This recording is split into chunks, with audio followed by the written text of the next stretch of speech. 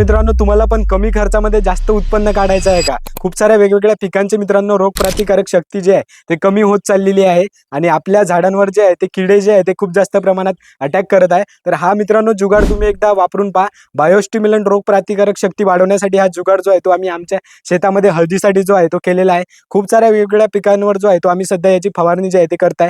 त्यासाठी मित्रांनो तुम्हाला टोटल 15 अंडी, 100 लिटर पाणी आणि 200 ग्राम हळद आणि अर्धा किलो गूळ आणि 1 लिटर ताक जे आहे ते तुम्हाला टाकावं लागते. ही टाकी तुम्ही बघू शकता 200 लिटरची ही टाकी आहे, पण याच्यामध्ये आम्ही जे टोटल पाणी जे भरलेलं आहे 100 लिटर जे पाणी जे आहे ते भरलेलं आहे. याचं सध्या सगळं मिक्सचर जे आहे ते आम्ही याच्यामध्ये जे आहे ते केलेलं आहे.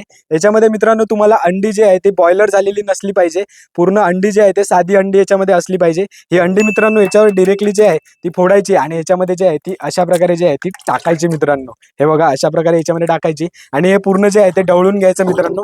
असे टोटल मित्रांनो तुम्हाला याच्यामध्ये 15 अंडी जे आहे ते मिक्स करून टाकावे लागते आणि याची फवारणी जी आहे ते मित्रांनो तुम्हाला एका पंपामध्ये जेवढं हे पाणी बसेल तेवढं हे चाळायचं आणि ते फवारायचं मित्रांनो तुमच्या पिकांवर आणि याच्यामुळे मित्रांनो तुम्हाला खूप चांगला रिझल्ट जो आहे तो भेटणार मित्रांनो.